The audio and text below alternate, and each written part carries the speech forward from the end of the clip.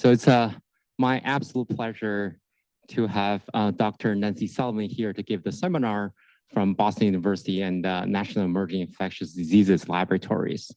So Nancy is currently the Edward Avidician Professor of Biology and Virology, Immunology, and Microbiology at BU. And she's really an internationally recognized leader in viral immunology and infectious diseases. So prior to her arrival to BU, she was the chief of Biodefense Research Section at the Vaccine Research Center of NIAID and a founding member of the Pandemic Preparedness Working Group.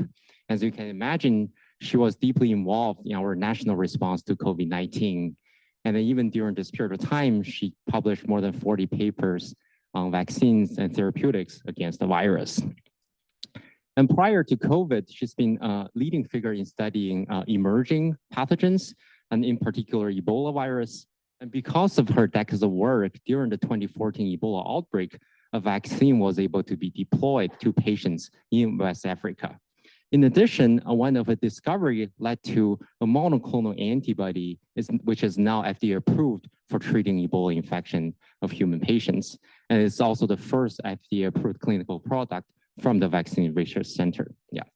And then she has won so many awards. For example, the NIH Director's Award for 10 times. She was also Person of the Year as the Ebola Fighter of the Time magazine. Without further ado, let's welcome Dr. Sullivan.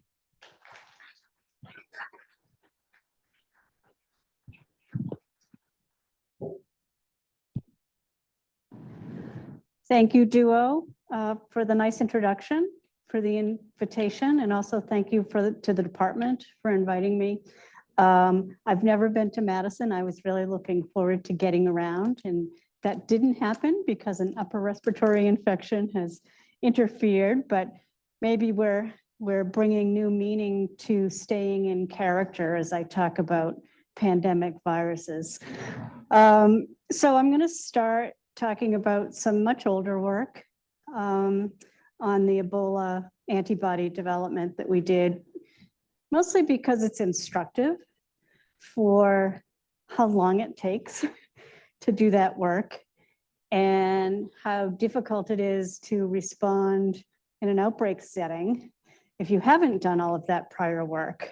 So I'll talk a little bit about pandemic potential and then shift a little bit more to immunology. I have some nice biochemistry at the beginning that I hope you all can appreciate before I switch to immunology.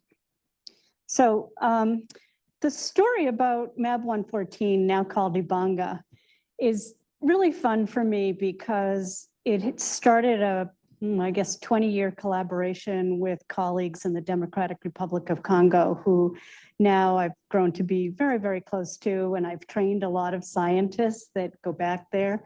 But JJ Mayembe is the co-inventor or co-discoverer of Ebola. He didn't invent it, that would be bad. Co-discoverer of Ebola, and has responded to virtually every Ebola outbreak ever, anywhere, whether it's in Congo or somewhere else. And during that time, he developed important public health measures to prevent the spread of the virus. And in fact, for many of the outbreaks in Congo, they've been self-limiting because of the policies that he's put into place, even without vaccines and therapeutics.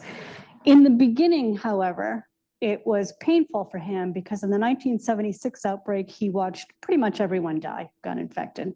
Very, very terrible death. Pregnant women and children were especially vulnerable, and that's hard to see for anyone. Then in the 1995 outbreak, which was the next big outbreak, again, the mortality was quite high. And he did something that was not well accepted at the time. There was a small cohort of individuals who survived infection. And he reasoned that there was something in the blood of those survivors that was helping them clear the virus. So he did a blood collection from each of those survivors, pooled it, and administered it to 8 Ebola patients. Now, if you get blood, it's typed and it's characterized and it's, you know, very low risk. But if your risk is dying of Ebola or maybe having a complication from a whole blood transfer, that seemed obvious, at least to them. I think it's easy to sit where we are and say, oh, they shouldn't have done that. At the end of the day, 7 of those 8 subjects survived. So he felt like this was a real thing, but others said, well, it wasn't placebo controlled. Who knows, they might have survived anyway.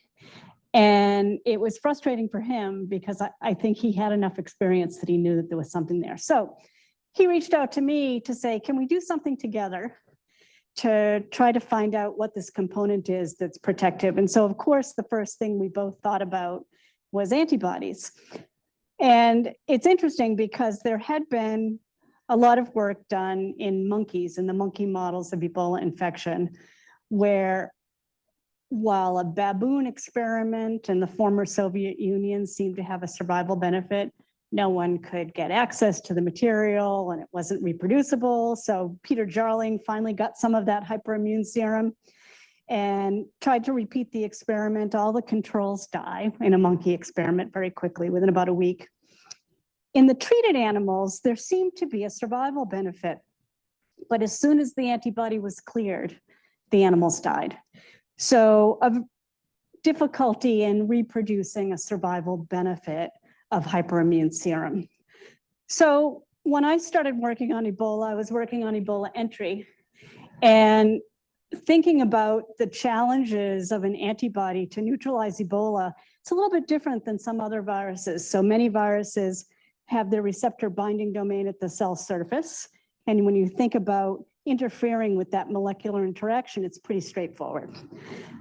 But Ebola doesn't have a receptor at the cell surface. It attaches initially through just stickiness. It binds to lots of proteins. There may be some signaling across the membrane. I'm going to lose my breath with this mask, so bear with me. And that triggers macropinocytosis. So once inside the cell, cathepsins that are normally involved in digestion of a protein and presentation to the immune system now are cleaving this virus to make it able to bind to its receptor. And that looks like this. If this is the native protein, it has a mucin-like domain and a glycan cap.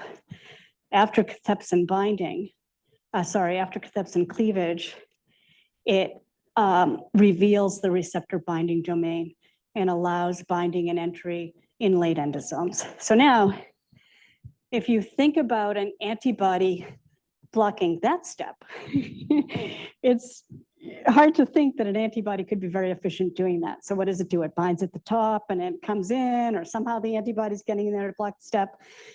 So we started off with a hypothesis that, number one, antibodies may not clear infection, but they can delay it. But more importantly, if an antibody is going to be effective, the most effective antibody is going to bind both to the native glycoprotein and to the cleaved form, and somehow be stable enough to get through this process. So I had worked with Dennis Burton on HIV before I went to the VRC, and he had the only human-derived antibody at the time for Ebola. It was called KZ52. And so we did the following experiment. We asked if KZ52, and then he had another monkey antibody, blocked neutralization with viruses having the native trimer. Ebola, unlike flu or some other viruses, you can pre-cleave with cathepsin, and that glycoprotein is fully active. It doesn't go to a dead end. In fact, it's actually more active. So you can pre-cleave virus and ask now if these antibodies are neutralizing. And in fact, J3PK11 was, and KZ52 wasn't. So it says that there's a qualitative differences in these antibodies, and that you can in fact find something that recognizes and neutralizes both the native glycoprotein and the cleaved form. So went back to JJ, and Julie Ledgerwood is an amazing clinical research scientist who was at the VRC and leading our clinical trials program. And she and Barney Graham worked with JJ to bring over one of those survivors who donated blood back in 1995. Now, this is 11 years after that. So brought him over. He had really severe infection. And as is the case in Africa, family members often take care of sick patients. And so he went back into the wards after he survived. So maybe some re-exposure, but a pretty good probability, a pretty good candidate for finding active antibodies against Ebola. So we isolated 4 antibodies. I'm not going to go through them all. I'm going to focus on 2. And those are MAB114 and MAB100. So Subwe Mulangu, who is from the Congo and trained in my lab for longer than he should have. The idea is to train and have everyone go back to Congo, but it's a pretty good opportunity to work at NIH. So he did a lot of work on this. And the first thing he did was looked at, of course, in vitro neutralization with these 2 antibodies and compared it to KZ52, which, as I said, was the only other human antibody. And while they all neutralized at about the same IC50, it was interesting that KZ52 never neutralized 100% of the infectious inoculum. So always this 10 to 20% bit left over. And that'll become important later on. Of course, we did ADCC. I don't know how important that is in vivo. I think it might be minor compared to neutralization, but it's important to show that that effector function is present. So having done that work, it seemed reasonable to now put these antibodies into monkeys. So we combined MAB100 and 114 into a pool. The challenge model for Ebola at that time, and sort of still now, is about 1,000 times the LD99. So it's a huge infectious challenge. And however, it does give a similar illness to what we see in humans. Death is probably faster than what we see in humans, which can be up to 21 days, where in monkeys, it's about a week to 12 days. 100% mortality, and as I said, pretty quick death. So the treatment protocol was infect with virus, and then on days 1, 2, and 3, give injections of MAB114. And MAB114 and MAB100. And so what we observed, I mean, this is no surprise now, was that we had protection, and really the viremia was reduced to 0. So now we wanted to pick a single antibody. They both had, let me back up. We wanted to pick a single antibody because when you bring something into development, it's really hard, having done this. And so we didn't have the budget for 2 antibodies. We had the budget for 1 antibody. And we did observe a difference between 114 and 100 when we looked at binding, just maximal binding.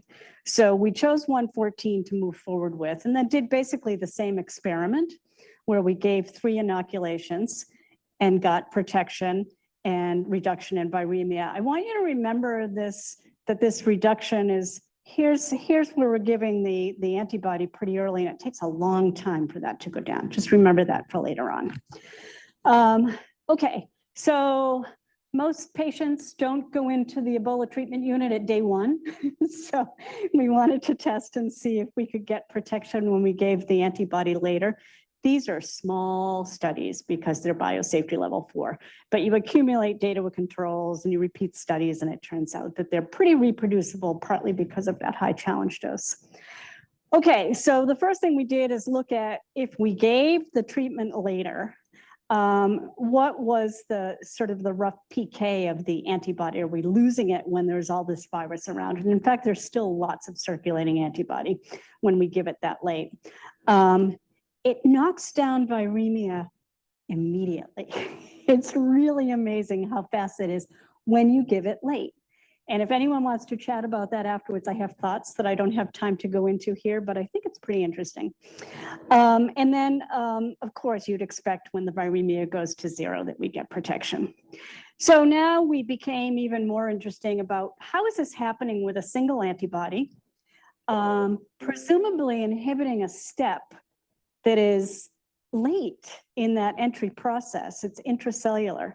So we worked with Jason McClellan and Morgan Gilman to look at the structure. And so he used MAB 100 just to stabilize. So as anyone who does structures knows, if you have a couple of antibodies, you can stabilize the structures.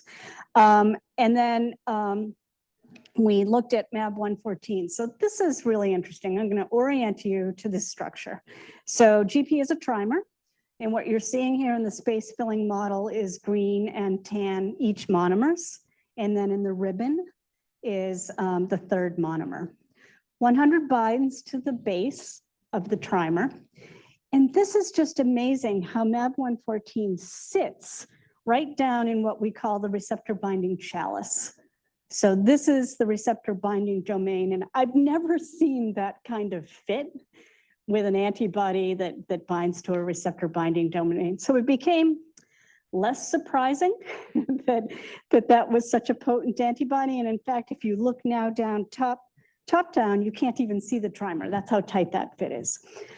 So we wondered, we've got this cathepsin cleavage event, and that could be problematic for binding of MAB 114 when we're thinking about in vivo and in people, or it could be better, could expose the binding site for 114, or it could wreck the conformation of that binding site. So one of the first things we did was ask, if we're trying to bind this receptor binding pocket and block NPC1, are we going to have a problem with cathepsin cleavage? So we looked at that specifically just through binding before or an intermediate delta mu, just picking up that mucin domain, or in that final cleaved product. And what you can see if you look at immunoprecipitation is that MAB 114 binds to all those forms. So that's not a problem.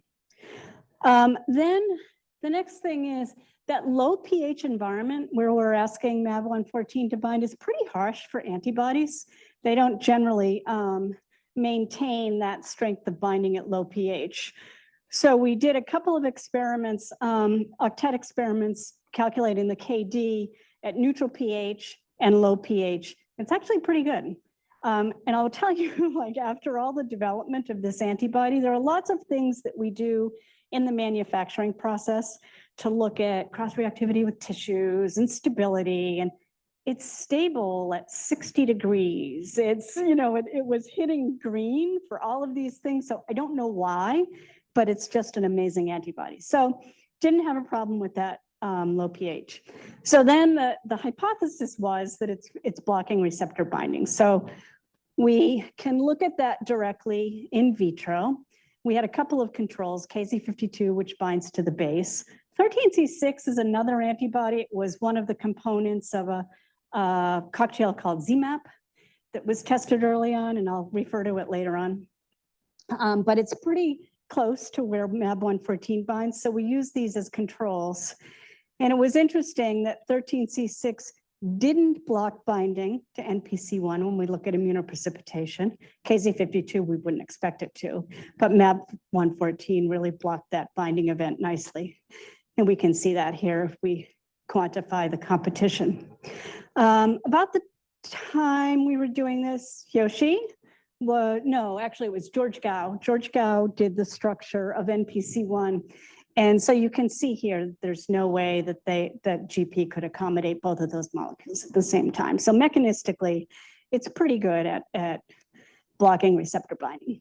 Okay, so now, again, now we're thinking again about if we want to develop this clinically, what do we need to do? So one is we don't want to have to give 3 infusions in the ETU. It puts the physicians at risk. So the first thing we tried was, can we simplify the dosing with a single infusion? And the answer to that is yes. Then we wanted to go back, okay, can we do this late? You know, can we do this at day 5? And in fact, it was working well at day 5 as well. The impact on viremia, again, with a single infusion at day 5 is just remarkable how quickly that drops when it's, you know, we've got 6 or 7 logs of virus and it drops down. This is all published. That we had to get to this point to be able to support pushing this into clinical development. And so this is where Julie comes in again. really remarkable clinical researcher. And at the Vaccine Research Center, we had the benefit of having a pilot manufacturing facility. That is just such a huge part of developing anything, is being able to make it. So you either form your partnerships early with biopharmers, so you have that clinical material, or you're lucky enough to be a place like the BRC. I think you guys have a biomanufacturing plant here, do you? Yeah, key, really important. So anyway, it was a very small study, dose escalation. And I had started earlier on thinking about the clinical development and started giving the antibody to monkeys using a pump to try to recapitulate what would happen in humans with an IV. So 100 ml over 30 minutes was pretty standard for what I was doing with the monkeys, and this is what was done in the phase 1. And again, just like this is the dose response, and this is how tight the results are from patient to patient. That is very unusual to see in antibodies. So I don't know what it is about this antibody or the donor, but it's pretty remarkable. So really linear dose response, doesn't look like we're having any anti-drug reactivity, and a really good half-life of more than 3 weeks. So that was compelling for us, along with the fact that the serum concentration we achieved was about 1,000 times greater than what you need to neutralize in vitro. So I went over this. There were no unsolicited or solicited events other than the normal reactogenicity that you'd see. So again, just coincidence that when we were setting up this trial, there was an outbreak in DRC, and there hadn't been for a little while. It had been a few years. So the trial began. The outbreak happened just like days before that trial began. We got a request for 114 from the DRC, and NIAID, Tony agreed to send that. Shipped the antibody to Kinshasa, had a training team. They were actually in the NIH Clinical Center making transfusion kits, putting together kits to bring with them. Really huge effort from 2 DRC trainees, a nurse and a physician from NIH. On June 6th, the last case was confirmed. On June 17th, the training in DRC was completed. So good for Mayembe and his team for doing what they usually do in bringing these outbreaks to a close. Bad for them that a week later was a new outbreak in Beni, which is in that part of Congo that's war-torn. It's near Rwanda. It's horrible. So it was a genetically distinct outbreak, a war zone. We had the IRB approved. We had MAB-114 pre-positioned. Subway and Olivier got on motorbikes with their infusion kits and MAB-114 and went out like through really pretty treacherous conditions and administered the antibody to the first 12 patients who ever received antibody in the DRC, and they all survived. So that's a really nice story for the Congo, and that's why I like to tell it, because it really is the Congolese leading most of the work, whether it was in my lab or in the Congo. Then Cliff Lane at the NIH wanted to set up a randomized control trial, and you can't have a control or a placebo. So what they did was they had an anchor arm, and this was ZMAP, where an efficacy trial had been done in West Africa, and it showed pretty good efficacy. So we said, okay, we'll just use this anchor arm, and then we'll compare remdesivir, which is small molecule inhibitor, MAB-114, and then Regeneron also had a cocktail. And really nice trial design, really impressive, the quality of the data they got during an outbreak. And so what they found was that remdesivir and ZMAP, we're looking now at death, had a higher death rate than either MAB-114 or Regeneron. This is looking at the overall results. If patients come in early, there's still, patients come in late with a high viral load, it doesn't look as good. But if they come in early, the benefits of treatment are much better. There's something that physicians who work in Ebola outbreaks and what we've seen in monkeys is there probably is a huge benefit of critical support, clinical support. So people who come back to the US live because they're getting every kind of support there is. I'd like to see that more in the Congo, but one challenge at a time. So anyway, just making the point that this is a collaboration at discovery through development. And I think that makes it a more rewarding story. And in fact, in Congo, they call it the Congolese molecule, which is nice. So I'm going to shift gears a little bit, looking forward in a minute. What I'd like to say is this took a very long time, as you know, from the fact that he was doing things in 1995. For the vaccine development, it was pretty much the same story. We had the first protective vaccine in monkeys in 2000. And in the West Africa outbreak, we had done a lot of safety studies at VRC with the antigen and with the different vectors. So it could move pretty quickly, move vaccines pretty quickly into efficacy testing. But the point is, it's 15 years of prior research.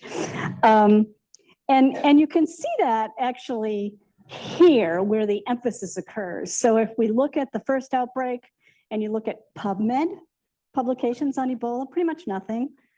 In 1995, the second big outbreak, a little bit more, but it wasn't until 2014 that you see all that work happening. And that's too late. You know, I think that's what we've learned. That's too late. Although we did, because we had, NIH had the money to do all that work ahead of time. But it is a lesson. It's actually interesting to me to see that this declines in 2020. What happened in 2020? People started working on something else. So that's sort of what it is. It's like whack-a-mole with what the important pathogen is. And we can't have whack-a-mole when there are so many pathogens out there. These are the ones we know about. So what are the ones that we don't know about in animals that haven't transmitted yet? And I know people here are looking at that, but the point I want to make is that there's more than 250 viruses that we know about. How many do we not know about? And how on earth do we prepare, like this example where it took 15 years and, you know, pretty much 100% focused effort to get where we got with Ebola. So Barney and Graham and I, you know, started, well, we always have been thinking about this, but I've been banging my head against the wall thinking about it. So we wrote this review back in 2017, I guess, about thinking about a prototype pathogen approach. So how can we be sensible and take the information that we have and put it in a format that would allow us to apply some fundamental principles to more than one virus? And so we talked about this ability to have prototype pathogens where we define transmission, pathogenicity, immunity, need better surveillance. Everyone knows that, but how do we do that? And so one thing is there are virus features that inform what we think about as a prototype. And certainly even in terms of vaccine delivery, we may need to take different approaches if it's a respiratory virus than if it's an encephalitis or a hemorrhagic fever. And we've learned that lesson from SARS-CoV-2, right? And I'll show you a little bit of data on that. The point I want to make is that we actually have a lot of information about different vaccine platforms and how they work. It just means harnessing a lot of this into a format that allows us to think about spreading those principles to other viruses. So in a simplistic form, and this is oversimplified, but we know that DNA vectors give us the antibodies okay, the T cells are better, but it's mostly CD4. mRNA gives better antibodies, but the T cells are terrible. Inactivated virus, more antibodies, some T cells, but even the epitopes for the antibodies can get messed up in an inactivated virus. Protein subunit vaccines are great at antibodies, almost the best we have. T cells, again, not that great, unless you give multiple immunizations so you can get cross-presentation. But for these pandemic scenarios, we're thinking about one shot and done, one and done. Viral vectors are really good at giving us a balanced response, and VLPs as well, but the VLPs, like the protein subunit, you probably need more than one injection. So we published this paper on prototype pathogens, and NIAID and CEPI and WHO and Wellcome immediately thought, okay, virus families, that's how we're going to determine prototype pathogens. It's a reasonable way to start. It's not what we had in mind necessarily, and I'll tell you what the caveats are there. So the clear example for me is in filoviruses.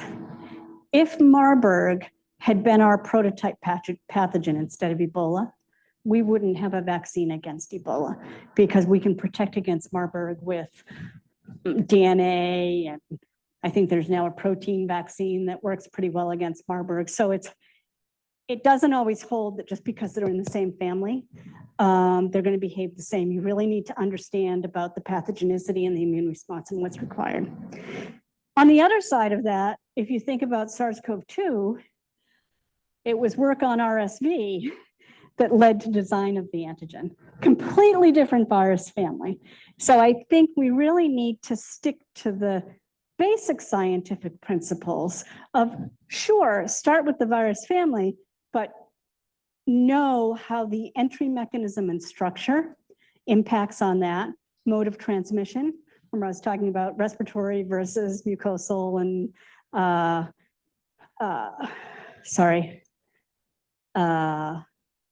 wow, brain lock, and mechanisms of protective immunity.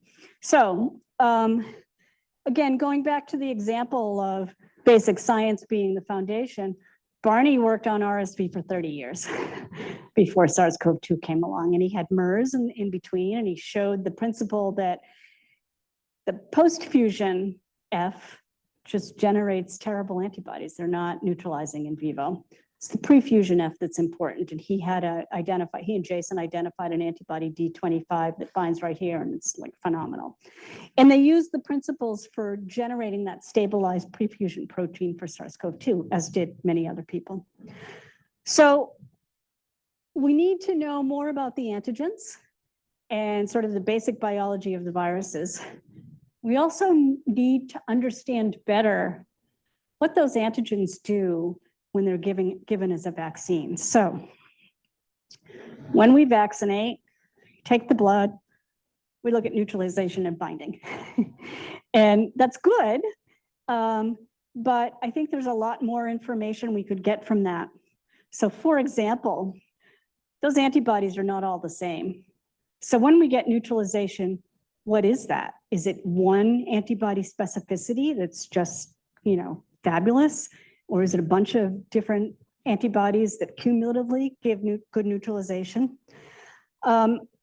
We can do some experimentation to understand where those antibodies bind. And so, for example, for a given subject, they might have 40% of epitope A, different amounts of epitope B, and so forth. And what we really want to know is, for any vaccine formulation, they might give goods that might give the same serum neutralization. We saw that with Ebola with all of those platforms. The protein vaccines looked great, right? The neutralization was better than we could ever get with a gene-based vector. What we want to know is where they're driving the antibodies quantitatively. So in that serum sample, they're not all the same, they're different. And so this is just giving an example where one vaccine formulation gives a lot of epitope A, and the other one, it's more epitope B. Now you have, let's give SARS-CoV-2, it's the example, a new variant that has a mutation in epitope A. You would predict that this vaccine formulation is not going to do so great. And this one will do better because there's no mutation in that epitope. Now, how do we do quantitative serum antibody epitope mapping. So there are a variety of approaches to do this. All of these methods, EM, whether it's cryo or negative stain, phage display libraries, peptide binding assays, and functional competition assays, you see this a lot in ELISIS, will define linear epitopes, but we know for viruses, it's mostly conformation-dependent epitopes that are important for neutralizing antibodies. If we want conformational epitopes, there are a couple of methods that do that. Not the linear peptide binding assays are not so good. The phage display libraries are okay, sort of in between. And then if we want it to be quantitative, you know, the cryo is really nice because you can see what's there, but it's a snapshot in time. And you don't know how much of each one there is unless you do lots of dilution experiments and so forth. But these functional competition assays can let you do that. And so we've focused on that. And the first thing that we did was we had a large panel of monoclonals and we mapped the antigenic surface of SARS-CoV-2 with each of these antibodies. So we knew, this is now we have a map of this surface. We have all these antibodies and we know which one binds where and what is that surface that it's binding. Then we use SPR to compete this in a quantitative way, in a mass way. So this is not an ELISA, which wouldn't be quantitative, but we want to understand the mass competition, how much antibody is there. So we set that up, and then we had an opportunity to use that to evaluate two different vaccine scenarios. And so when Omicron came along, you know, of course, this was a big deal. We weren't even thinking about imprinting at that time. Imprinting being you were vaccinated with Wall1. If you now get Omicron vaccine, what are you going to get? Are you going to boost stuff? Are you going to get naive stuff? We weren't even thinking about that yet. So we evaluated the total spike binding between either or Wall1 or Omicron. Pretty good. They both bound the spike pretty well. Neutralization against Omicron was better with Omicron. But when we looked at the binding antibodies individually in serum, what we could see was that the Omicron vaccine gave more of a particular kind of, against a particular surface of the antigen. So these, what I'm showing you here is antigenic sites that we defined with the monoclonals. While one is pretty spread out, Omicron is focusing on two. It could be a good thing or a bad thing. When we look at where they're binding, it's actually pretty good. So you can see the mutations that occur with Omicron. And then I'm showing you the two antigenic patches that are being bound here. And in purple and in yellow, it's just really interesting that they're avoiding those mutated patches. So you predict that this is going to be a protective vaccine, and I'll show you a little bit more about that. But first, when people were looking at Omicron, it was the largest antigenic shift. I don't know if you've looked at these cartography maps, but the distance in squares shows the antigenic similarity when you look at serum binding from patients to these things. And so Omicron is way out here. It's very distant. So the idea was, how are we going to boost antibodies to get it closer? And the idea was to make it a broader response so that we cover everything. In fact, it's not a broader response that we got in those monkeys. It was a focused response. And that's what allowed us to protect. So those monkeys were fully protected against Omicron. Now, these get very complicated, and I just want you to think about the take-home messages and not worry too much about the immunization regimens or some of the things that I'm going to talk about. But what we had, because at the VRC, like everyone else, we were head down into these studies, you know, moving really fast. And it's a pity to use monkeys for one experiment and then move on to the next. So we really tried to reuse monkeys that had been vaccinated to answer scientific questions. And so these guys had prior immunization, and then they got boosted with either a wall 1 and Omicron, or a prime with just Omicron. And so I'm going to look at these for the boost with both versus 1. Don't worry about the details here. The idea is that here's the antigenic sites. These are individual monkeys. And what you can see is that there are fingerprints of the serum antibodies in each of these monkeys. We can quantify that. So we can see that with the WA1 and the Omicron, we get binding antibodies against the NTD, which is that domain of spike. We get the same with the Omicron, but less.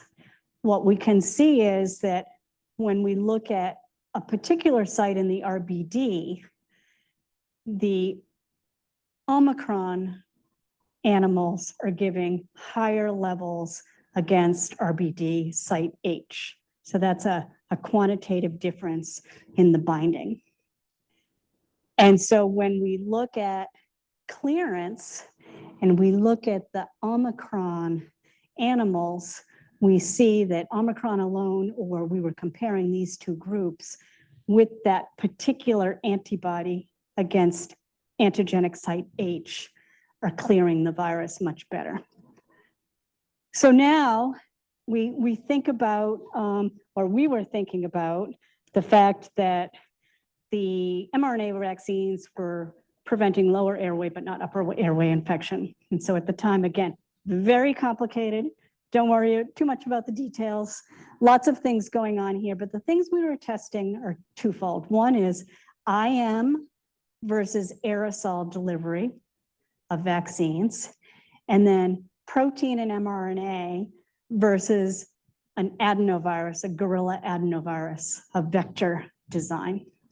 And so if you focus on this yellow here, that's the gorilla adenovirus delivered by aerosol, was giving us much better responses against epitope K, worse responses against epitope D.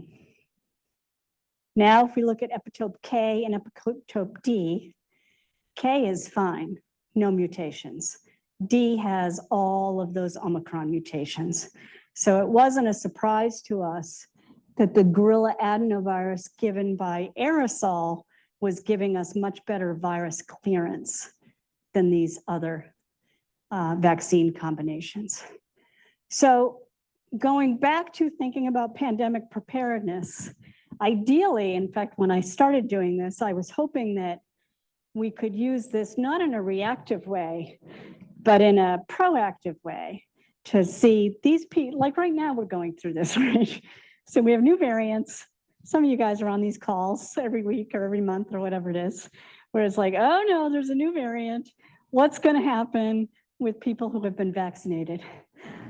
The idea would be to do this kind of work to say, okay, we can look at you, we can look at your antibody profile and see, do you need to be boosted against something else because you're not going to have antibodies that are effective against this new variant, or should you be fine?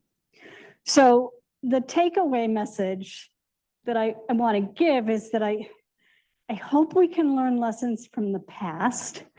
Surveillance, discovery, and targeting, of course, we all know that's just, we know that, right?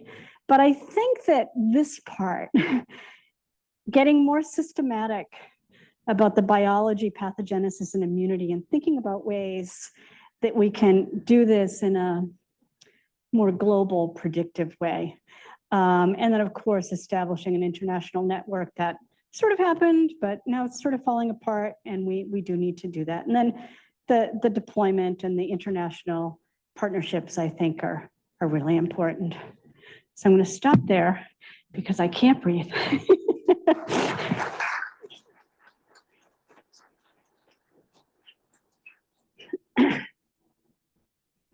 Gosh, I think we have plenty of time for questions.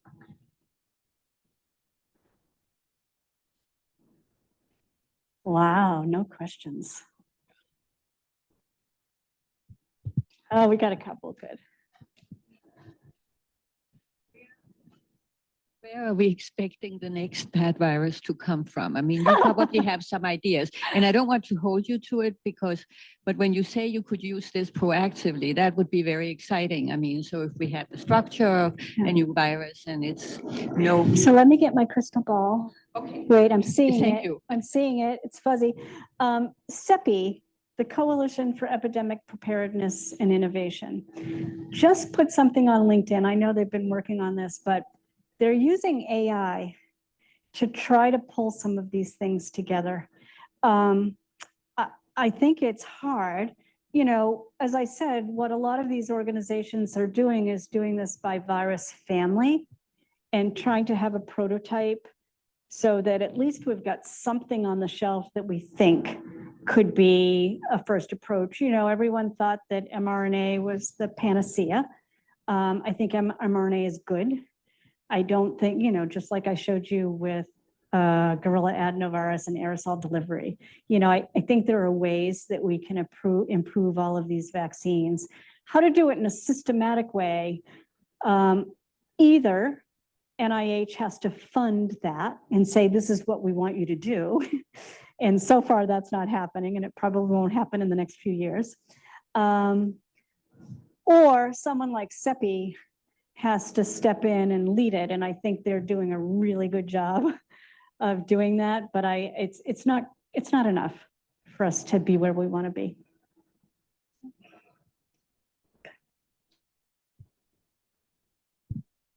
Hey, it's great talk. Going back to some of your antibody work, with these projects that take 10, 15 years to finally come to fruition and reach a clinical setting, what would you say are the most important skills to have that have helped you when trying to future-proof or just keep these projects going under uncertain circumstances? Yeah, so it's that blend of scientific curiosity and being mission driven at the same time. And so that's the beauty of being at NIH, is that there is, so well, not just NIH, but VRC. So at the Vaccine Research Center, from when I first started, I was wearing two hats. I had, because of the Ebola vaccine work in the monkeys. So it was, how do we develop this and get it out there? But it was really amazing how the work on antibodies and vaccines was just synergistic for moving both of those forward and focus. So there's that balance between, I want to do everything, I don't want to be too focused, and just like it's gut instinct on where you want to go. So I can't say that there's a recipe for that. It's letting the science tell you where to go, and then having that translational component, the big picture. What is the big question I want to answer? There's this little stuff that's really important, but of all the little things I can do, what's important to do? You don't always know that a priori, but the data will take you there, I think. Yeah, teleological, but probably not so helpful in a practical way. Great talk, Nancy. I think we could all agree one way to not keep the projects going is to cut funding for mRNA research. There you go. Okay. Yeah. So, you know, given that we know it's a class 1 viral fusion protein, there's all these structures, we know a lot about how they work. Do you think, and maybe with AI, could you predict where the mutations might arise? Because some parts are going to be constrained functionally. Yeah. It's a really good question, because when I started with development of MAB114, there were competitors, Regeneron, that had a 3 antibody cocktail, and MapBio that had a 3 antibody cocktail. And boy, they were out there saying, if you have an antibody, a single antibody, you're going to develop resistance like that. Well, you're not, because it depends on where it's binding. So if it's binding to the receptor binding domain, one of the first things we did was looked at all of the Ebola sequences from 1976. There was no variation in the site that MAB114 was binding. Almost like really none for the major site. But if you look at the periphery, 5 angstroms and all of that, you could find some, but that's a pretty constrained site. Now, in nature, we weren't giving MAB114 in every outbreak continuously. Can a virus eventually resist that? I would think so, probably. But with an acute virus like that, I think it's less likely.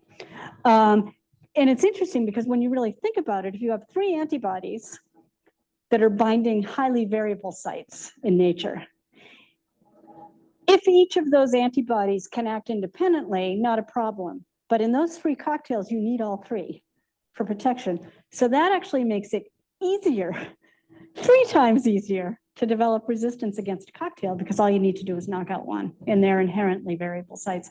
So I don't think that's happening with Regeneron. I think it's doing really well. I think MAB114 is doing really well. Will that be the case forever? One of the reasons that I like having a couple of therapeutics is maybe you need to get to the point that you're interchanging them so that you're not exerting selective pressure on just one. But it's a great question.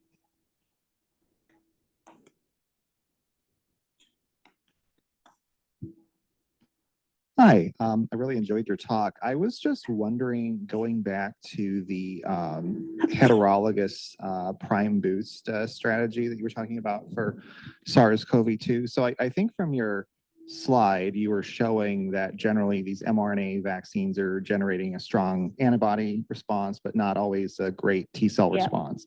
But with this kind of heterologous prime boost strategy, do you see any broadening of the T-cell epitopes that are targeted and improved T-cell memory and so on? So you can get a T-cell with the gorilla ad, you can get a T-cell response. That's on bioRxiv, if anyone wants to look at it. It's, as I said, like some of these experiments, the regimen was so crazy complicated that you might not have the patience to go through all the data, but you know, there are some interesting findings there. And so this idea of heterologous prime boost is, I think it's, you know, really important for us to think about. With Ebola, the difficulty was getting 2 companies to work together. You know, there are challenges. But yeah, I think heterologous prime boost is, certainly it gives you the highest magnitude of response. We did that with Ebola. We tested all of the different regimens, mostly in mice. But the DNA prime ad boost was, you know, through the roof. Yeah.